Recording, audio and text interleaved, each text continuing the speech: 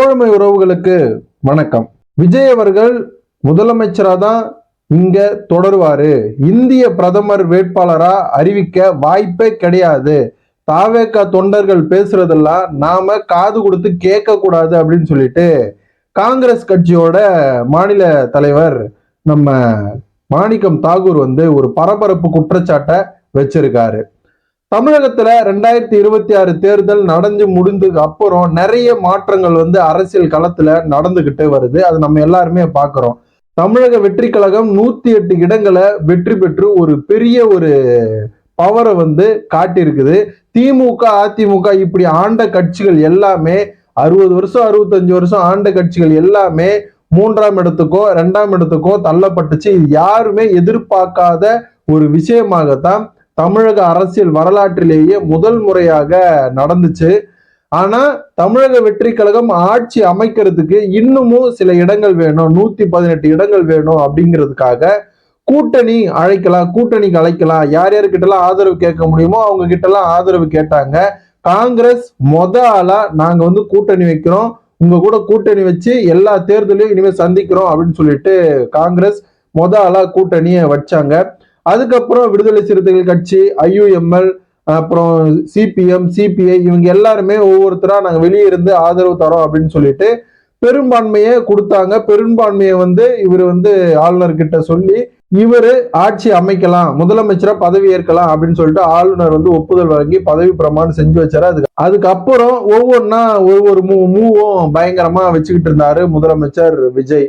அதுக்கப்புறம் காங்கிரஸ் கூட்டணியில் இருக்குது. CPI, CPM, விடுதலை சிறுத்தைகள் இவங்க எல்லாருமே விஜய் அவர்களுக்கு எதிராகவும் விஜய் அவர்களுக்கு ஆதரவாகவும் பேசிக்கிட்டு வந்தாங்க. அதுக்கப்புறம் இப்போ ரீசெண்டா தமிழ் தேசிய மாநாடு நடந்துச்சு ஆகஸ்ட் 17ஆம் தேதி. அப்போ திருமாவளவன் அவர்கள் இனிமே தாவேகாவுடன் விடுதலை சிறுத்தைகள் கட்சி இணைந்தே பயணிக்கும் அப்படின்னு ஒரு அறிவிச்சிருக்காரு. தொண்டர்கள் மத்தியிலும் தாவேகா மத்தியிலும் பயங்கர ஒரு சந்தோஷம். அப்பாடா அண்ணன் நம்ம கூட வந்துட்டாரு அப்படிங்கிற ஒரு மிகப்பெரிய சந்தோஷத்துல இருக்காங்க. இன்னமும் IUMலும் அதுக்கப்புறம் CPI, CPMோ இவங்க தான் இருக்காங்க. அவங்களும் கூடிய சீக்கிரத்துல வந்துருவாங்க. திமுகவுக்கு ஒரு பக்கம் அது கலக்கத்துல இருந்தாலும், அதிமுக ஒரு பக்கம் அடிமட்டத்துல இருந்தாலும், இவங்களுக்கு தாவேகாவுக்கு ஒரு பயங்கர பிளஸ்ஸா அமைஞ்சது. அது மட்டும் இல்லாம கூட்டணிக்கு போன கட்சிகள் எல்லாருமே ஒரு பயங்கர பிளஸ்ஸா அமைஞ்சது. ஏன்னா நாடாளுமன்ற தேர்தல் நெருங்கி வரக்கூடிய சூழல் இருக்குது.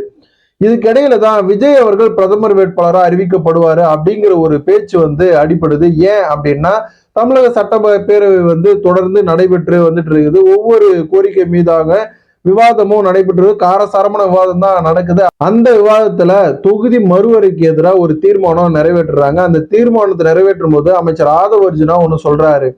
வருங்காலத்துல தமிழகத்திலிருந்து ஒரு பிரதமர் வேட்பாளராக அறிவிக்கப்படலாம் அப்படின்னு சொன்னாரு. இதுதான் இப்போ வரைக்கும் ஒரு பேசு பொருளாவே இருக்கு. யாரை இவர் நினைச்சு பிரதமர் வேட்பாளர் தமிழகத்திலிருந்து வருவாங்க அப்படின்னு சொல்லிட்டு நினைச்சு இவர் சொன்னாரு அப்படின்ட்டு தாவேகா தொண்டர்கள் விஜய் அவர்களை இவர் நினைச்சு சொன்னாரோ இல்லையோ அவருக்கு தான் தெரியும், விஜய் அவர்களுக்கு தான் தெரியும். ஆனா தாவேகா தொண்டர்கள் அடுத்த பிரதமர் நம்ம அண்ணன் ஜோசப் விஜய் அவர்கள் தான் அப்படின்னு சொல்லிட்டு முடிவு பண்ணி எல்லா இடத்துலயும் பேசிக்கிட்டு வராங்க. அடுத்த பிரதமர் அண்ணன் ஜோசப் விஜய், அடுத்த பிரதமர் அண்ணன் ஜோசப் விஜய், இந்திய பிரதமர் அண்ணன் ஜோசப் விஜய் அப்படின்னு சொல்லிட்டு பேசிக்கிட்டு வராங்க. இது காங்கிரஸ் கட்சிக்கு ஒரு நெருடலை ஏற்படுத்தி இருக்கு.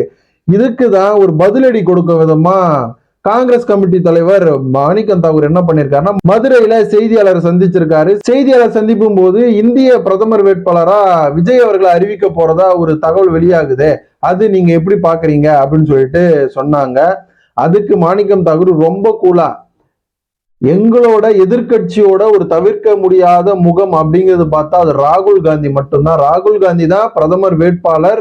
வரக்கூடிய நாடாளுமன்ற தேர்தலில் ராகுல் காந்தி தான் பிரதமர் வேட்பாளரா நாங்க அறிவிச்சு எல்லா தேர்தல் வேலைகளும் நாங்க பார்க்க போறோம் அப்படின்னு சொன்னாரு. அப்போ தாவேக்காரங்க சொல்றாங்களே அப்ப விஜய் அவர்கள் தான் பிரதமர் அப்படின்னு சொல்லிட்டு அதுக்கு நீங்க என்ன பதில் சொல்றீங்க அப்படின்னு கேட்கும்போது தாவேக்கா தொண்டர்கள் எல்லாம் சொல்றதுக்கு நாங்கெல்லாம் பதில் சொல்லணும்னா அது ஒவ்வொன்றும் டெய்லி ஒன்னொன்னு சொல்லிட்டு தான் இருக்கணும், அதெல்லாம் சொல்றதுக்கு வேலைக்கு ஆகாது.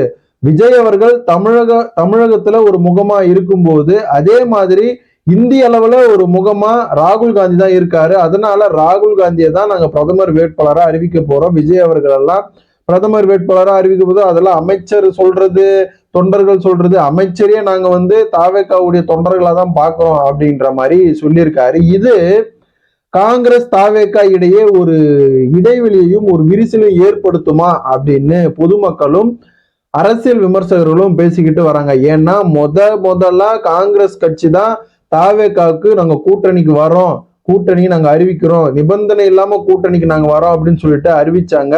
அது ஏன் அப்படின்னு சொல்லிட்டு நம்ம முதல்ல தெரியும். ஏற்கனவே டிஎம்கேக்கு செல்வ பெருந்தகை இப்ப நிறைய பிரச்சனை இருந்ததுனால, நிறைய முரண்பாடுகள் இருந்ததுனால எப்படியாவது நம்ம தாவேகாவுக்கு போயிடணும் அப்படின்னு சொல்றதுனால்தான் ராகுல் காந்தி அவர்களுக்கு ஆசைப்படுறதும் தாவேகா கூட கூட்டணி வைக்கிறதா அப்படின்னு தெரிஞ்சுதான் கூட்டணியை அறிவிச்சாங்க. ஆனா இப்போ பிரதமர் வேட்பாளரே விஜய் அவர்கள் தான் அப்படின்னு சொல்லும் போது ஒரு பக்கம் ராகுல் காந்திக்கும் பிரச்சனையை உண்டு பண்ணுது, இன்னொரு பக்கம் தாவேகாவிலையும் பிரச்சனையை உண்டு பண்ணுது. அப்போ முதல்வர் வேட்பாளர் முதல்வரா யார் இருப்பா அப்படின்னு ஒரு பிரச்சனை ஸ்டார்ட் ஆகுது. எல்லாரும் சொல்றாங்க முதல்வர் வேட்பாளர் யார வேணா அறிவிக்கலாம் அப்படின்னு சொல்லிட்டு, முதல்வரா யார வேணா அறிவிக்கலாம் அப்படின்னு சொல்லிட்டு சொல்றாங்க. ஆனா பிரதமர் வேட்பாளரா நாங்க அண்ணன் ஜோசப் விஜய் அவர்களை தான் நாங்க அறிவிக்க போறோம் அப்படின்னு சொல்லிக்கிட்டு திரியிறாங்க.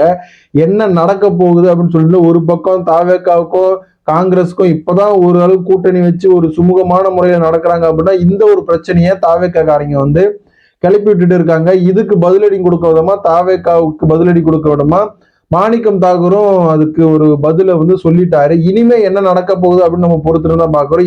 இன்னொரு பக்கம் முதலமைச்சர் விஜய் அவர்கள் சட்டப்பேரவையில எல்லா எம்எல்ஏக்களும் நாங்க கார் தரோம், அது மட்டும் இல்லாம நீங்க தனியா பிஏவும் வச்சுக்கலாம், டிரைவரும் வச்சுக்கலாம், அதுக்கும் நாங்க 75,000 ரூபாய் தரோம் அப்படின்னு சொல்லிட்டு ஒரு அதிரடி அறிவிப்பை அறிவிச்சாரு. அது எல்லா கட்சியும் மத்தியிலும் வரவேற்று பேசுறாங்க. என்னதான் எங்க கிட்ட கார் இருந்தாலும் முதலமைச்சர் கொடுத்த கார்ல தான் நாங்க போறது ஒரு பெரிய பெருமை இல்லையா, ஒரு மகிழ்வு இல்லையா அப்படின்னு சொல்றாங்க. யாரு விட்டு பணம், எல்லாம் யாரு விட்டு பணம்னு கேக்குறேன். யாரு வீட்டு பணத்துல உங்களுக்கு கார் தரா, யாரு வீட்டு பணத்துல உங்களுக்கு டீசலுக்கு காசு தரா, யாரு வீட்டு பணத்துல உங்களுக்கு 75,000 ரூபாய் தரா அப்படின்னு சொல்லிட்டு மக்கள், அரசியல் விமர்சகர்கள் எல்லாருமே காது கொடுத்து நாக்க புடுங்குற மாதிரி கேட்டுக்கிட்டு வராங்க. ஏன்னா ஆக்கப்பூர்வமான ஒரு விஷயத்துக்கு நம்ம அறிவிக்கிறது தப்பே கிடையாது. அதனால நம்ம வரவேற்பும் பேசியிருக்கிறோம். நம்ம சேனல்லயே நம்ம நிறைய வரவேற்பு பேசியிருக்கோம். இதெல்லாம் மானிய கோரிக்கைகளை அறிவிச்சிருக்காங்க, கரும்பு விவசாயிகளுக்கு அறிவிச்சிருக்காங்க அப்படின்னு சொல்லி நிறைய பேசியிருக்காங்க. ஆனா எம்எல்ஏக்கள், எல்லா எம்எல்ஏக்களுக்கும் கார் தரோம் அப்படின்னு சொல்றது, 75,000 பணம் அப்படி தரோம்னு சொல்றது ஒரு தண்ட செலவு அப்படின்னு சொல்லிட்டுதான் எல்லாருமே பேசிக்கிட்டு வராங்க. அது மட்டும் இல்லாம பெரியகுளம் எம்எல்ஏ சபரி ஐங்கரன் எங்களுக்கு ஆட்டோவில் தான் நாங்க வரோம், எங்ககிட்ட காரே இல்லை, நாங்க ரொம்ப நடந்து வர்றதுக்கே ரொம்ப கஷ்டப்படுறோம் அப்படின்னு சொல்லிட்டு இருக்காருன்னா, ஆனா அவரு பேர்லயே ஒரு கார் இருக்கு, 5 லட்சம் ரூபாய் மதிப்புள்ள ஒரு கார் இருக்கு. அந்த காரோட வீடியோவும், அவர் கார்ல போற வீடியோ ஃபுட்டேஜும் வெளிப்படையா இன்னைக்கு எல்லா சேனல்லையும் போட்டுட்டாங்க. அப்போ யாரை ஏமாத்துறதுக்காக இவர் சொல்றாரு, யார் ஏமாத்துறது இவர் கஷ்டப்படுற அப்படின்னு சொல்றாரு அப்படின்னு நிறைய பேர் கேள்வி எழுப்பிட்டே வராங்க சமூக வலைதளங்கள்ல. இன்னைக்கு அவருதான் ட்ரெண்ட்ல இருக்காரு.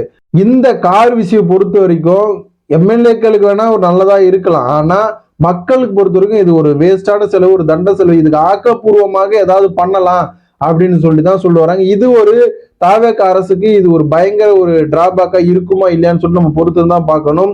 இந்திய பிரதமர் வேட்பாளர் விஜய் தான், பிரதமர் வேட்பாளர் முதலமைச்சர் விஜய் தான் அப்படின்னு சொல்லிட்டு தாவேக தொண்டர்கள் ஒரு பக்கமும், பிரதமர் வேட்பாளர் ராகுல் காந்தி மட்டும்தான் எப்பவுமே அப்படின்னு சொல்லிட்டு மாணிக்கம் தாகூரும் காங்கிரஸ் கட்சியினரும் சொல்லிக்கிட்டு வராங்க. இதனால காங்கிரஸ் தாவேக இடையிலான ஒரு விரிசல், கூட்டணி விரிசல் ஏற்படுமா அப்படின்னு சொல்லிட்டு அரசியல் விமர்சகர்கள் பேசிக்கிட்டு வராங்க. பொதுமக்களும் அதான் நினைச்சுக்கிட்டு வராங்க. என்ன எப்படி நடக்க போகுது, யார் யார் கூட்டணியில் இருக்க போறா, பிரதமர் வேட்பாளர் யார் அப்படின்னு சொல்லிட்டு நம்ம பொறுத்துட்டு தான் பார்க்கணும். தொடர்ந்து இணைந்திருங்கள். இதை பத்தின உங்களோட கருத்துக்களை கமெண்ட் பாக்ஸ்ல கமெண்ட் பண்ணுங்க. நன்றி, வணக்கம்.